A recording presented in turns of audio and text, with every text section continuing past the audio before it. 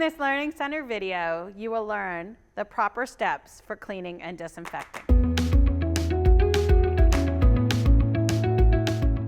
Cleaning and disinfection is a critical role in your biosecurity plan. You must clean before you disinfect. Cleaning is an important part of the process, and disinfection does not work always when you do not clean the surface properly. For this purpose, cleaning, by definition, is the physical removal of any organic matter or contaminants from the surface. Disinfection destroys or irreversibly inactivates most pathogens from the surface. Efficacy of the disinfectant is dependent upon the product used and the method of applying that product. Cleaning and disinfection must both be done. You cannot clean without disinfecting, and you cannot disinfect without cleaning. If you try to disinfect an unclean surface, the disinfectant may become inactivated.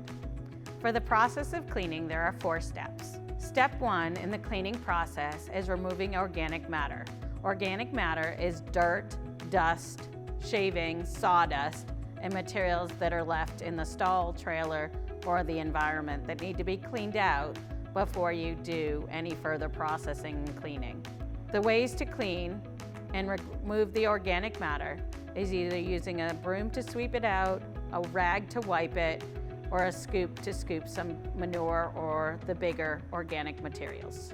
Step 2 in the cleaning process is to wash with a detergent. This is also known as wet cleaning. A soap or detergent is used on the surface to pull away the dirt, grease, and oils that are caked on a surface, such as a stall wall, the stall floor, or any other equipment where there might be grease layers on that material.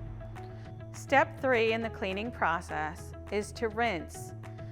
You're rinsing off whatever grime and dirt and contaminants that you were able to get up. So it's important to rinse all surfaces to remove all detergents and contaminants. However, you should not use a power washer, as that has potential to aerosolize and spread some of the pathogens. When you're rinsing a surface, you don't want to contaminate a neighboring stall or the barn aisleway. Step 4 in the cleaning process is drying. You should always allow the area that you've washed and cleaned to be dry. If a surface remains wet, it can actually dilute the disinfectant that's applied to the surface. So we always want to remember to allow the stall, the equipment, or any area that has just been cleaned to dry completely before we proceed to the disinfection step. For disinfection, there's also 4 steps. Step 1 in the disinfection process is to prepare and apply the disinfectant. There's many different products and ways to apply the disinfectant. You can mist them, spray them, fog them, or apply them with a wipe, or even mop them on. Each product must be used in accordance with its labeled instructions.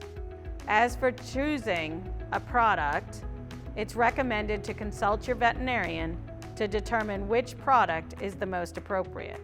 When preparing your product for application, you must read the label, how to mix the product, and how to apply the product. When it comes to applying disinfectant, small items may actually be easier to put in a bucket of disinfectant, where larger items may require another method, such as spraying, misting, fogging, or mopping on. Step 2 in the disinfection process is allowing the disinfectant time to work.